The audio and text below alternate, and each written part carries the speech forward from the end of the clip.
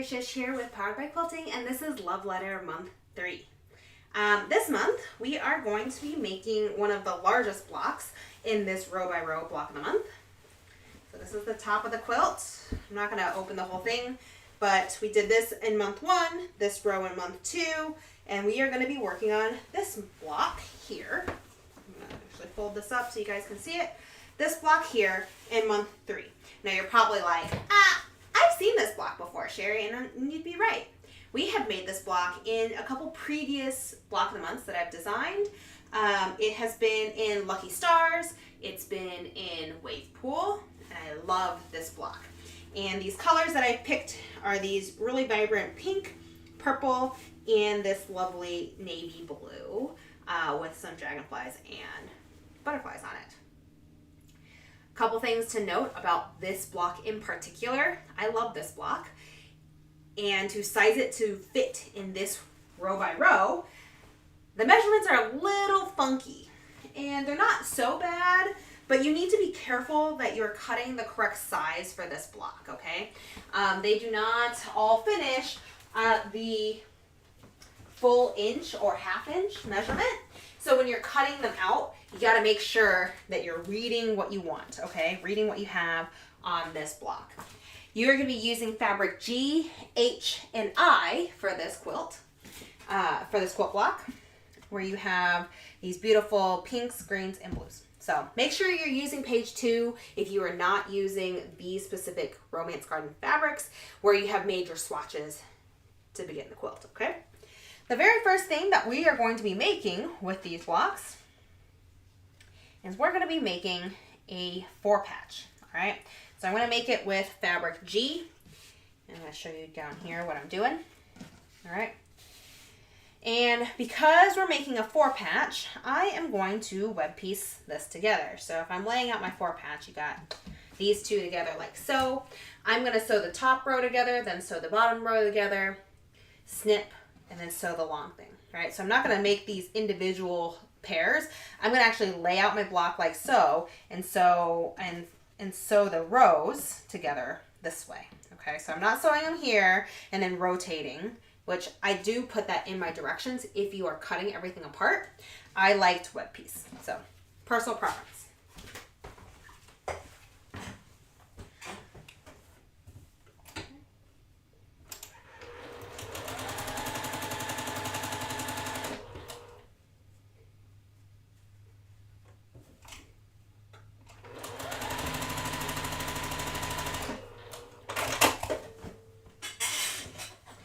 So this is my web pieced piece, and I am not going to cut them apart. I'm going to just go ahead and iron my blocks. I give you ironing instructions for these 4 patches. They all go to the print fabric, just so you know. And then, now that we have our 2 rows pressed, I'm going to fold them right sides together and sew along that long edge to finish out my 4 patch.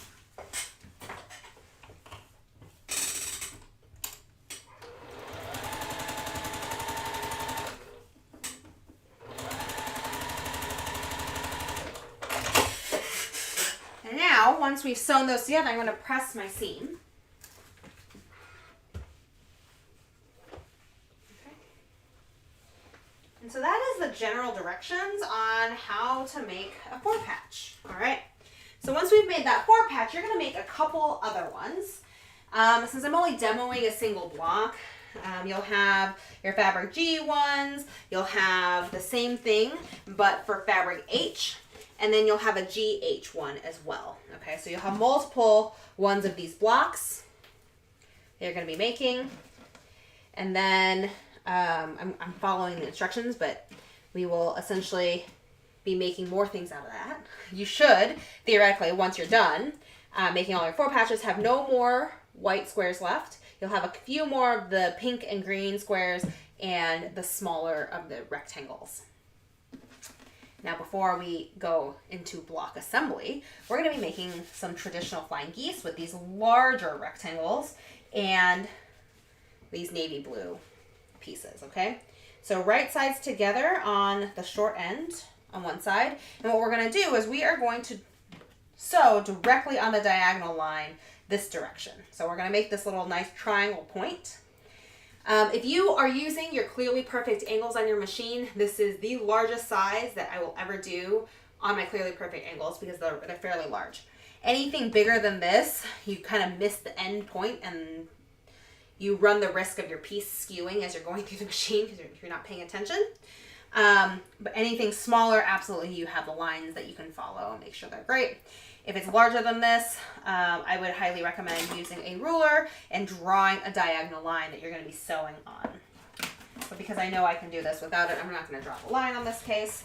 And I'm going to go ahead and sew diagonally across my square.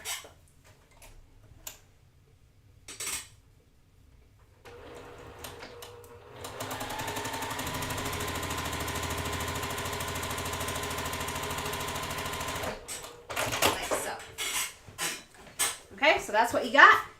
Now, if you are not an experienced sewer, and this is, say, like one of your very first quilts, one thing I would highly recommend is that you press your fabric out to that corner, right? So it looks like this before you trim anything. And you're like, yep, that covered my rectangle below this triangle. And if it doesn't, if it's skewed, or if it doesn't cover the whole way, you want to fix your line, okay? So I double checked. I'm going to go ahead and trim off the excess now of my flying geese because now I know that this works out great. And I'm going to go add my second square, okay? So my second square gets added on the left side of this rectangle. And instead of doing diagonal this way, right, because this way gives me a parallelogram, I want a triangle, I'm going to go diagonal this direction, okay?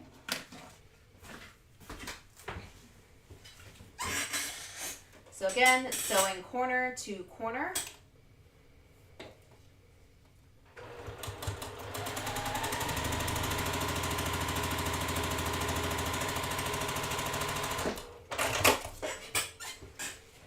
And same deal, iron it out. Make sure that your square covers that triangle, or that triangle covers your background. And if it does, you can go ahead and trim up your piece. Trim up the excess fabric so you just leave your normal 1/4 inch seam allowance from your stitch line and you're good to go. All right, so we're gonna make a lot of these. I'm gonna put these aside for now because those are extra now. And for a single block that I'm doing a demo, you're gonna need a couple more of these, and I have made a couple more. Movie magic, right? I'm gonna now take a design board that I have, which is essentially a piece of batting on foam board that I've nicely edged to lay out my block. And you'll notice we got a little bit of a problem here because our center isn't quite finished just yet, but that's okay. I'm gonna still lay out my block anyways. All right, so we have this here. The nice thing about this is you're like, okay, we have a pink diagonal and a green diagonal, right? You're like, cool. What do we do here? Well, this is where I said we have some extra background fabric, right? So we have like so. And we had some extra squares. The nice thing about this is you know which way they go because you got a pink diagonal and a green diagonal. First things first, we're gonna sew the center of this together. And what you'll notice is you have column 1, 2, and 3, rows 1, 2, and 3. You have a grid. We are gonna web piece this together. And I'm actually going to do this on a little bit different than the normal same size grid because the center is larger than the sides. And I don't like adding larger pieces to smaller pieces. I always like adding the smaller piece to the larger piece. So I'm going to add column 3 to column 2. So I'm going to go right sides together this way and sew down these 3 pieces. Then I'm going to rotate this 180 and sew this one down. All right. But because we're web piecing, we are not going to cut thread in between each of these rows. We're going to keep them chain pieced together. So there's a little bit of tiny thread in between each of the rows to make sure that they don't fall apart, run away, you know, get loose, etc.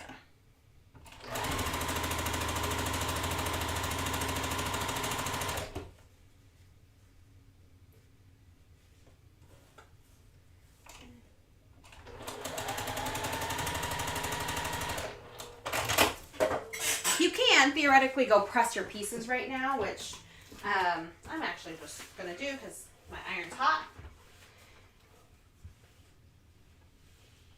I am pressing away from that background just to give myself a little bit of press to the dark fabric, and when I sew my rows together, my pieces will nest. All right, so we have that. And now what will happen is I'm going to sew column 1 over to here, like so. But because, you know, we sew this direction, I'm going to rotate this way.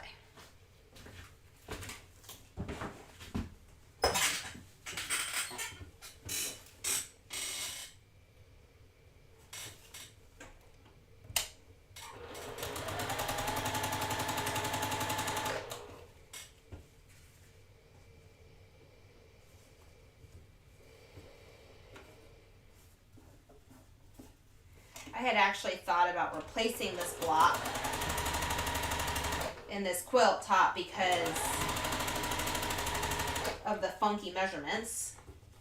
However, I love this block so much that I said, screw it, it's fine. It's not super funky. You're not in like the 16ths, you know. Everybody still has a ruler line for this. I actually think my seam allowance is a little funky here. I'm going to fix that.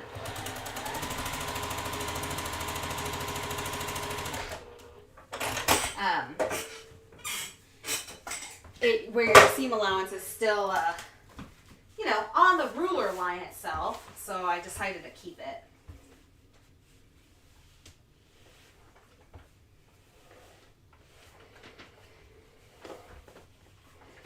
All right.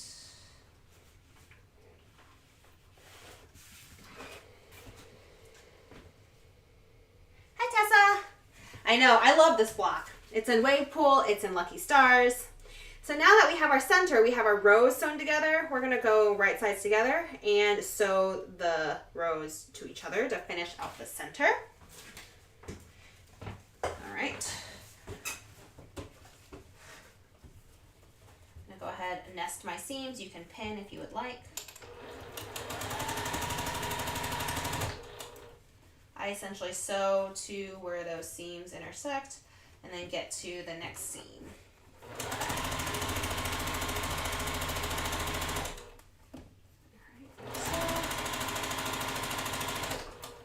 So that's one side. I'm going to go ahead and rotate 180 and sew the other side together. Nest my seams.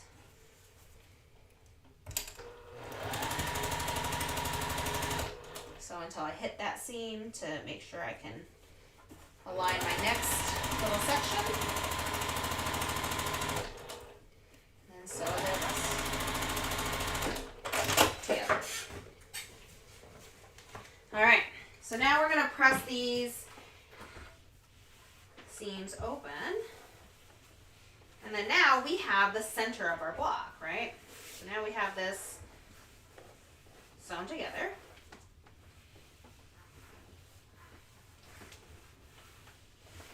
And effectively, we just have exactly what we did before, right? So making sure our diagonals are still intact, but now we have another grid. Right? So we have columns 1, 2, and 3, rows 1, 2, and 3. Now we're going to do the exact same thing as what we sewed this together for the entire block. And we also have the same instance where that center section is larger than the sides. So I'm going to take column 3, right sides together with column 1, or column 2, sorry. And we're going to sew down this direction. Okay?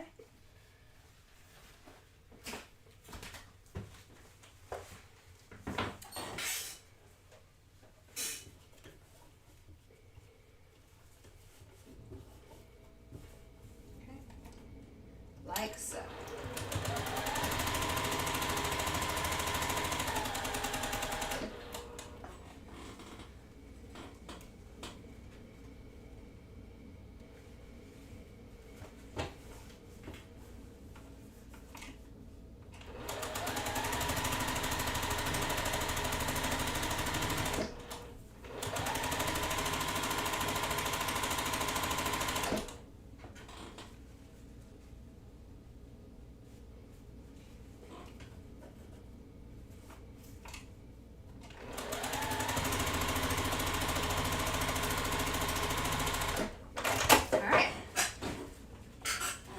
So now that we've sewn this together, right, so it looks like this, I want to rotate the whole board now 180 and sew this piece on this way.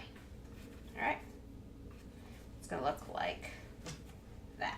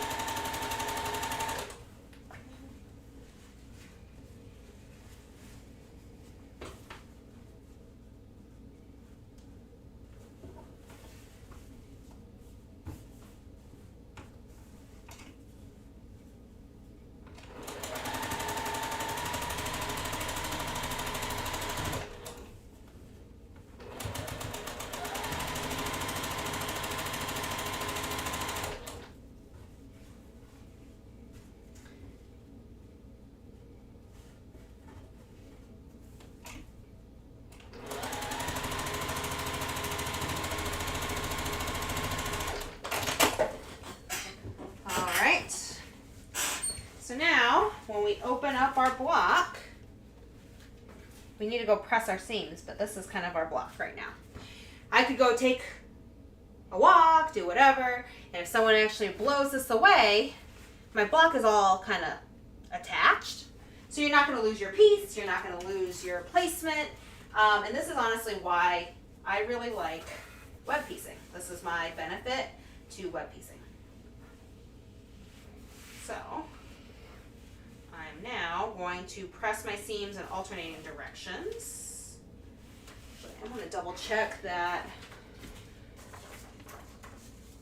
Okay, I just want to make sure I didn't have any other pressing needs. But I'm going to go ahead and press my seams.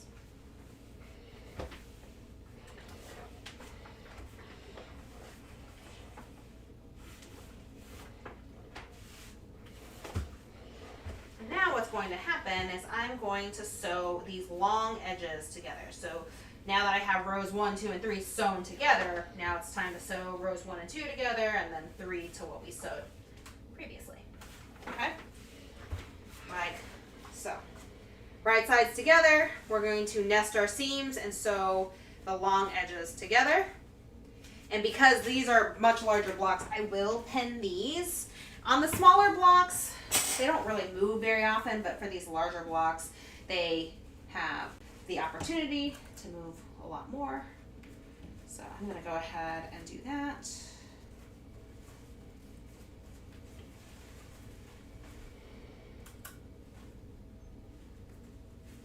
Okay.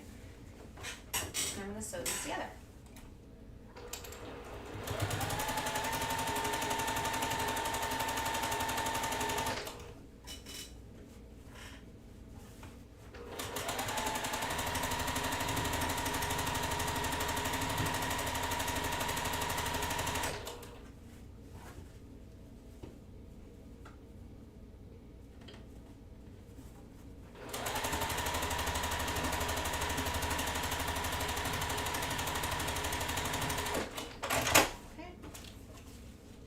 I'm going to do that for the other side.